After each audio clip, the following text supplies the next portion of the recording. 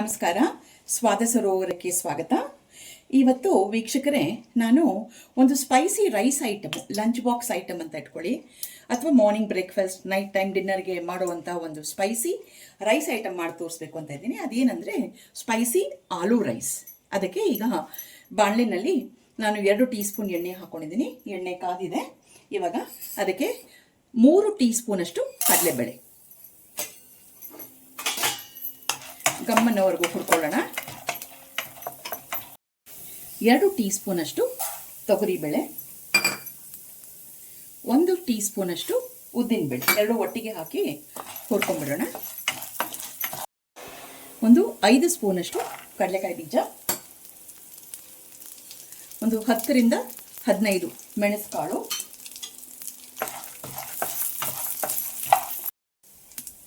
1 ಏಲಕ್ಕಿ, 2 ಲವಂಗ ಮತ್ತು 2 ಇಂಚಷ್ಟು ಚಕ್ಕೆ,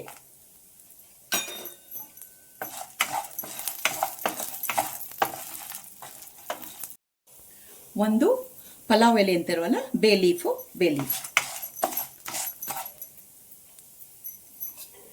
5 ರಿಂದ 6 ಬ್ಯಾಡಗಿ ಮೆಣಸಿನಕಾಯಿ ಮತ್ತು 1 ಟೀ ಸ್ಪೂನಷ್ಟು ಜೀರಿಗೆ.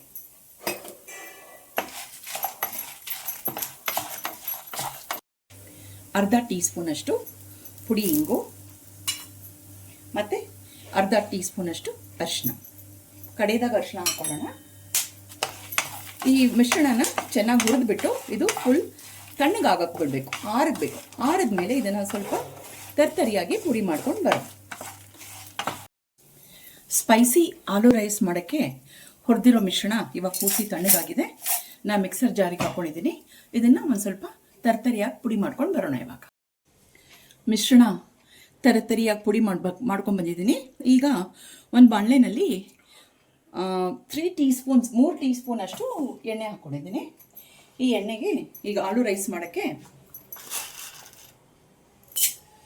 1 ಟೀ ಸ್ಪೂನಷ್ಟು ಕಡಲೆಬೇಳೆ, 1 ಟೀ ಸ್ಪೂನಷ್ಟು ಸಾಸಿವೆ,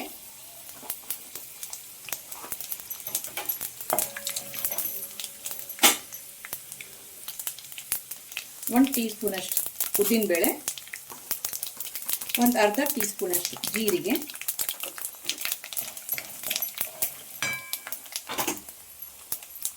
ಸ್ವಲ್ಪ ಕರಿಬೇವು, 5 ಎಸಳು ಕರಿಬೇವು ಚಿಕ್ಕ ಕಟ್ ಮಾಡಿ ಇಟ್ಕೊಂಡಿದ್ದೀನಿ.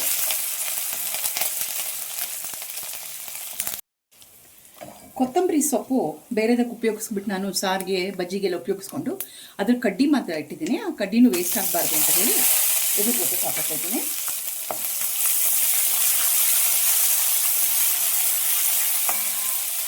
ಮತ್ತು 3 ಆಲೂಗಡ್ಡೆ ತೊಗೊಂಡಿದ್ದೆ.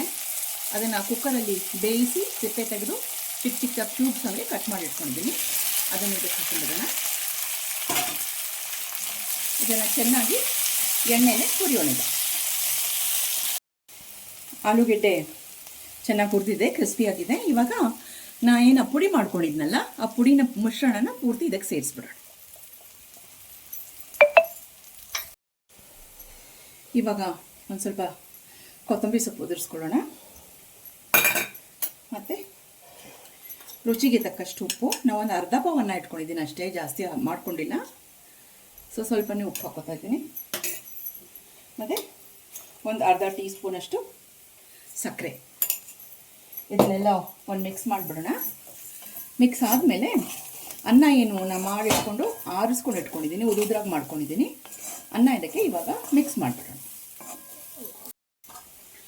ಇವಾಗ ಅನ್ನ ಮಿಕ್ಸ್ ಮಾಡ್ಕೊತಾ ಇದ್ದೀನಿ. ಸ್ವಲ್ಪ ಮಿಕ್ಸ್ ಮಾಡ್ಕೊಳ್ಳೋಣ. ಇದಕ್ಕೆ ಬೇಕಾದರೆ ಈರುಳ್ಳಿನ ಹಾಕೋಬೋದು. ಈರುಳ್ಳಿ ಹಾಕ್ಕೊಳ್ಳೋರು ಒಗ್ಗರಣೆ ಕೊಡ್ಕೊತೀವಲ್ಲ, ಅಂದರೆ ಆಲೂಗಡ್ಡೆ ಹಾಕೋಕ್ಕಿಂತ ಮುಂಚೆ ಈರುಳ್ಳಿ ಸಣ್ಣದಾಗಿ ಕಟ್ ಮಾಡಿಬಿಟ್ಟು ಅದು ಚೆನ್ನಾಗಿ ಬೆಂದಾದ್ಮೇಲೆ ಆಮೇಲೆ ಆಲೂಗಡ್ಡೆ ಮಿಕ್ಸ್ ಮಾಡ್ಕೊಳ್ಳಿ. ನಾವು ಜನರಲಿ ಎಲ್ಲದಕ್ಕೂ ಈರುಳ್ಳಿ ಬಳಸೋದಿಲ್ಲ, ಹಾಗಾಗಿ ಬಳಸಿಲ್ಲ. ಈರುಳ್ಳಿ ಹಾಕ್ಕೊಂಡ್ರೂ ಟೇಸ್ಟ್ ಚೆನ್ನಾಗೇ ಬರುತ್ತೆ. ಈಗ ಸದ್ಯಕ್ಕೆ ಇದು ಮಸಾಲೆದು ಘಮ ಜೋರಾಗಿದೆ, ಸ್ಟ್ರಾಂಗ್ ಆಗಿದೆ. ಅದಕ್ಕೆ ಹೇಳಿದ್ದು ನಿಮಗೆ ಸ್ಪೈಸಿ ಮಸಾಲೆದಾರ್ ಆಲೂ ರೈಸ್ ಅಂತ ಹೇಳಿ. ಚೆನ್ನಾಗಿ ಮಿಕ್ಸ್ ಆಗಿದೆ ಮಸಾಲಾನು, ಅನ್ನನೂ, ಆಲೂಗೆಡ್ಡೆನೂ ಎಲ್ಲ. ಈಗ ಗ್ಯಾಸ್ ಆಫ್ ಮಾಡಿಬಿಟ್ಟು ನಿಂಬೆಹಣ್ಣು ಒಂದು ನಿಂಬೆಹಣ್ಣು ಹಿಂಡಿಬಿಡೋಣ. ಇದನ್ನು ಗಟ್ಟಿ ಮೊಸರು ಜೊತೆಗೆ ಅಥವಾ ಮಜ್ಜಿಗೆ ಹುಳಿ ಜೊತೆಗೆ ತಿಂದರೆ ತುಂಬ ಚೆನ್ನಾಗಿರುತ್ತೆ.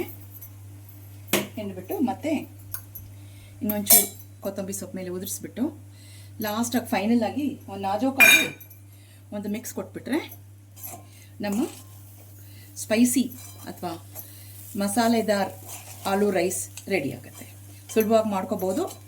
ಎಲ್ಲರೂ ಇದನ್ನು ಮನೇಲಿ ಟ್ರೈ ಮಾಡಿ. ಮತ್ತು ನಾನು ಹೇಳಿದಾಗೆ ನಮ್ಮ ಚಾನೆಲ್ ಸ್ವಾದ ಸರೋವರನ್ನು ಲೈಕು, ಶೇರು, ಸಬ್ಸ್ಕ್ರೈಬ್ ಮಾಡೋದು ಯಾರು ಮರಿಬೇಡಿ.